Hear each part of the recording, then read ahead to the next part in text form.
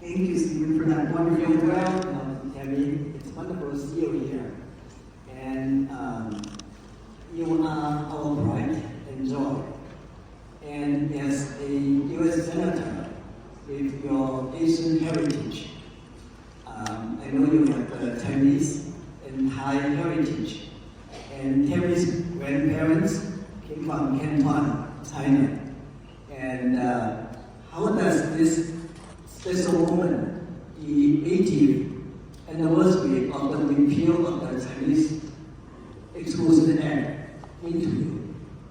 Well, it's so incredibly important because if this country is going to be a nation of equal, where everybody has an opportunity to strive for the American dream, then we all must be able to be equal under the law. And the Chinese Exclusion Act specifically excluded Chinese Americans. And then later on, when they terminated the Japanese Americans, again, another group of Asians were excluded. And this is something that is a shameful part of American history. So I celebrate the 80th anniversary, but I also want to remind people of this part of American history. It's important to not forget so that we never, ever do that again. Because let me tell you, when countries move along and we confront world global events, it is very easy to descend back into distrust. It is easy to descend back into isolating groups of people because they look different, they speak different, they eat different, they pray different.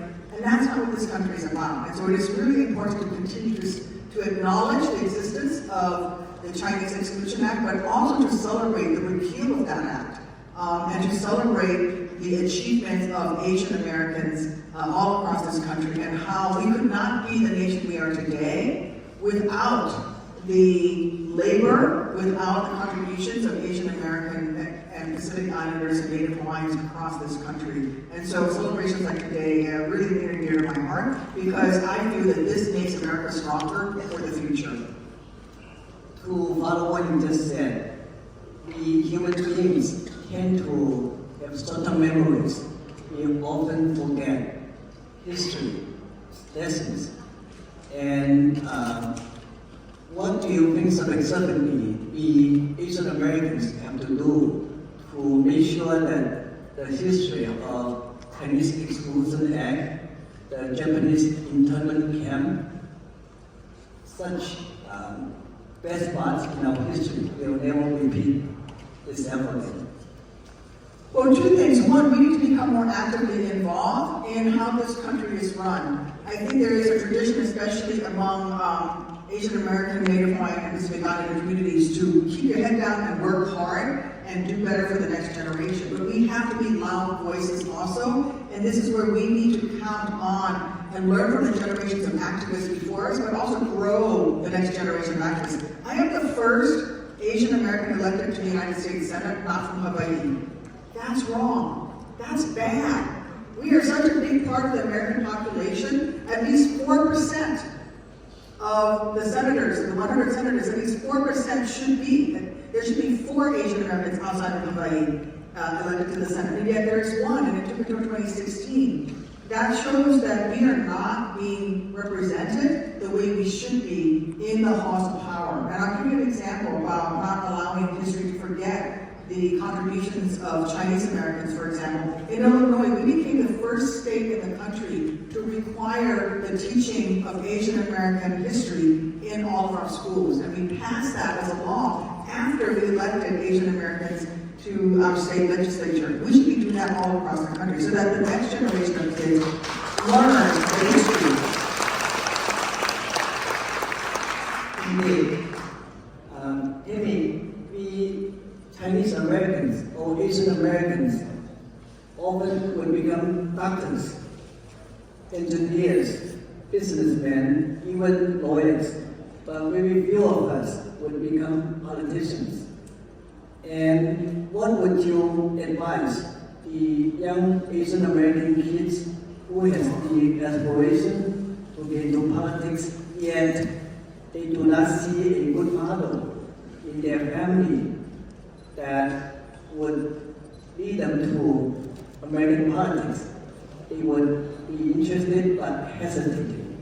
What advice would you give to them because you are a shining example of how Asian Americans could be very good politicians. We have so much to contribute to this country. What can we do to get involved into politics, to learn from you, to be a shining star in American politics? Thank you. So two things. I will speak to the young people, but I will also speak to their parents. Not a lot of Asian parents want their kids to go into politics, right? And it is important to show that there's a path forward, a path into leadership in politics. And so I've been working with a lot of groups, for example, to set up more internships on Capitol Hill, because that is the pathway into becoming a staff member or a chief of staff or legislative director, and then yourself running for office. You see this a lot with some of my colleagues who, they were Senate pages, and their uncle was a senator, and now they're senators. But we don't see that as much in the Asian American, Native Hawaiian, and Pacific Islander community, and we have to make sure that that is a valid, respected pathway. What I say to the young people is get involved, take that passion and get involved. And get involved, your first thing that you run for does not have to be United States Congress, United States Senate. There are really important roles in all of our communities, like trustee on your school board. Who do you think decides what books are put into the library of your local library that your kids will have to study? And if there's a lack of books on Asian history, why is that? Well, you need to have people on the board of trustees of the local library. You need to have PTA members. You need students to be part of the student senate. All of that is important because you gain the experience. You may not end up running for higher office later, but you gain that experience of being an advocate. And that can lead you to have a greater voice, no matter what profession you choose, and still influence the government and the country. And so that as you rise in the ranks in your profession, yes, if you're a politician and you want to do that, that's great. But if you are active in civic culture in America and you rise in whatever field, you may be that person that the next president of the United States taps you to be the transportation secretary because you have risen in those ranks. And we need people like that who are active, who are civically minded, civically engaged, but also professions in their own fields to also come over and participate and help lead this nation, whether it's as an elected official or as an appointee. Thank you. I bet that your remark will encourage a lot Asian kids to step forward to get into politics in the future. And their parents to let them. Yes, indeed. We got to let our kids know.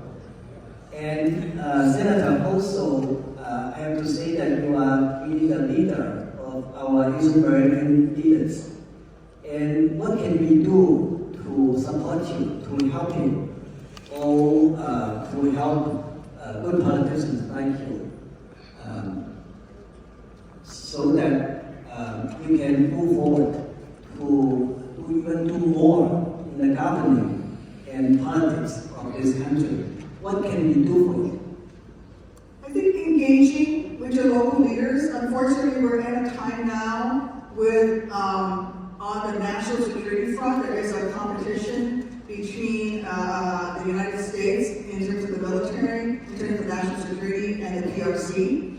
And that is bleeding over into other areas, and you see a rise of protectionist and xenophobic tendencies that happens often in America. It's happened in cycles throughout history. And I will tell you that in the more conservative parts of my state, there's very much an anti-Chinese sentiment. And I spent a lot of time correcting my colleagues and saying, you need to say, this is a policy of the PRC communist government. This is not all Chinese people.